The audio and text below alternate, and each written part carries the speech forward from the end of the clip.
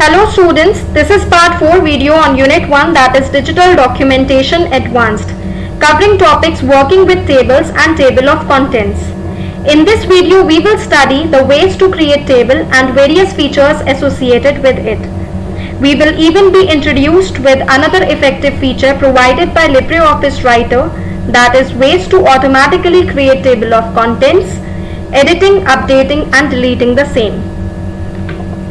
Let's first introduce ourselves with what tables are all about. Tables are the collection of rows and columns that enable user to organize the data effectively in a comprehensive way. It is easy to arrange graphics, columns, headings and rows using it. The basic terms associated with it are columns, rows and cells. Let's understand what rows are. Row is a grouping of cells that run from left to right. Simply we can say rows are the horizontal part of the table. Like it has also been labeled here, we are having 4 rows in the table that is given here. First row, second row, third row and fourth. So the horizontal part of the table is considered as row. Next we have columns. A column is a grouping of cells that run from top to bottom. Simply we can say columns are the vertical part of table. So this is the first vertical part that is numbered as column 1. Second vertical part column 2, third vertical part as column 3. So we have 3 columns in the table that is given there on the screen. Next we have cells. The intersection point between a row and a column is a cell. So the intersection part of column 1 and row 1 is cell 1. The intersection part of column 1 and row 1 is cell 2. Similarly, all the cells are the intersection of some of the column and row. Till cell 12 it has been numbered here. Next, let's understand each of the following points practically. Let's understand how we can insert a table in OpenOffice Writer window, and the shortcut key that we are going to use is Ctrl plus F12. Once I'll tap Ctrl plus F12, this is the dialog box that appears there on the screen, which is asking me to provide the name to the table and enter the number of columns and rows to be included in the table. To open this dialog box using another way is select this table menu item from the menu bar, select this insert option, and from this insert option select this table. Again this dialog box appears where it is asking for the name of the table. So let's give it a name. I am giving it student. The number of columns by default it is specifying 2. You can change the number of columns as more. The number of rows here are 2, so I'm going to make it 3. Once I'll tap OK, this is the table that appears there on the screen where it is having 2 vertical parts and 3 horizontal rows. So you can even adjust the size of the table by dragging these edges, keeping a hold of left mouse button and dragging them. So this is how you can adjust the table columns. And if you want to enter any text into the table, select any of the cell, place your cursor there and enter the text simply. Next is how we can select a column or a row.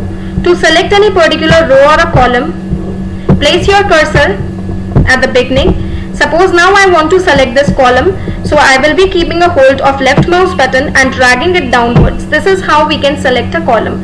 To select any particular row in a table, like here is the cursor that I have placed, so this is the row that I want to select. Keeping a hold of left mouse button, I am dragging it towards the right. This is how we can select the row. Next is how we can insert the image in a table. So to insert the image in any of the cell, place your cursor in any of the cell. So I am going to place my image in this. So I have placed the cursor here. Then open the gallery option. Select any of the themes that are given here. I am selecting arrows here. So this is the image that I want to insert.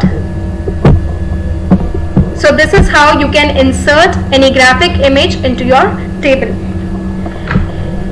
Let's check out the next point, how we can insert a row or a column. So to insert a row or a column, place your cursor, like right now I want to insert a column to the right side of my table. So I have placed my cursor in the last column.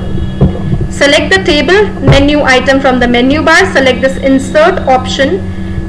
We want to insert columns, so we are going to select columns from here. Now it is asking for the number of columns that we want. We can by default it is having 1 over here. We can increase it up to 2, 3, whatever number of columns we want. And it is asking, it is even providing the positions before and after. These positions are with respect to the text cursor. The text cursor that I have placed was here. So if I am going to select this before position, then the column will be inserted before my text cursor, that means in the center. And if I am going to select this after, the column will be inserted after the text cursor, that means to the right of the table. So I want after. Here I have clicked OK, so the column is inserted to the right of the table. If you want to insert row, then place your cursor in the row. So here at the bottom I want the row to be inserted, so I have placed my cursor here, and then again select the table menu item from the menu bar, select insert, and from there select row option. Again it is asking for the number of rows that you want to insert. By default it is having 1. I am going to make it 2, and again it is asking for the position. These are again with respect to the text cursor that you have placed. The text cursor that I have placed was here. So if I am going to select before, the rows will be inserted above. If I am going to select after, the row will be placed after this particular row. So here I am going to select after, and I am pressing OK. So the 2 rows are inserted at the bottom. So this is how we can insert the row and column. The next thing is how we can merge and split the cells. Merging means to combine the cells and splitting means to divide the cells. So let's understand how we can combine and how we can divide. So suppose these are the 2 cells that I want to merge together. I have selected them, and in this table formatting toolbar we have this option. Once I have placed my cursor over here, the ticker appears and it is specifying the usage, that is merge cells, and once you select this, the 2 cells are merged together. That means they have been combined together. If you want to split the cell, if you want to split a particular cell, suppose I want to split this cell into 2 halves. So this is the split cell option, that is again in the table formatting toolbar. If you will select this, a dialog box will appear. It is asking for that you want to split the cells into how many halves. I want to split it into 2 halves. That too, it is asking for the direction. You want to split it horizontally, that means you want to create 2 rows inside it, or you want to split it vertically, that means you want to create a column. So I want to split it vertically. I have selected the second option, and once you will press OK, the cell is divided into 2 equal vertical halves. The next thing is how we can delete a row or a column. So to delete a particular row or a column, again, suppose if I want to delete this column, I have selected it here. Again select this table menu item from the menu bar, select this delete option, and from there select column. The column gets deleted. If you want to delete any particular row, select that particular row, select the table menu item from the menu bar, select delete from here, and from there select row. The row will get deleted. And if you want to delete the table, then select the complete table. Again select this table menu item from this menu bar, select delete option, and select table from there. The complete table will get deleted. Next, let's understand about another feature that is provided by LibreOffice Writer, that is table of contents. This feature of LibreOffice Writer can be used to automatically create table of contents from the headings in the document. Table of contents can simply be called as index that is provided there at the beginning of your books. Therefore, you can easily create index of your document that is containing thousands of pages within no time using this feature. Let's understand it practically. How we can insert table of contents in the document. So I have already created a document in which I have various types of headings. So these are the different units that are there in your syllabus. All the 4 units I have added, and some of the data I have taken from there. So this is heading 1 where information technology 402 is written. This is heading 2 where unit 1 digital documentation is written. Again unit 2, this is heading 2. This is another heading 2 where unit 3 relational database management system is written, and this is again heading 2 where unit 4 web applications and security is written. Now we have another third heading, that is placed under each unit, that is create and apply styles. This is heading 3. Another heading 3 is placed under unit 2, that is analyze data using scenarios and goal seek. Another heading 3 is appreciate the concepts of database management system, and another heading 3 that is placed under unit 4, that is working with accessibility options. So first we are required to change the styles, as we have already studied about the styles in our first video. We'll check out. So we are going to convert this into heading 1. So I'm going to select, because this is the heading 1 of my document, I have selected this text, and from here you can change the style of this first heading. So I'm going to select the heading 1 as the style. Once I have selected, we can check the difference. This is heading 2, select the text, and the style to be selected for this is heading 2. Next we have another heading 2, again select this text, convert this into heading 2.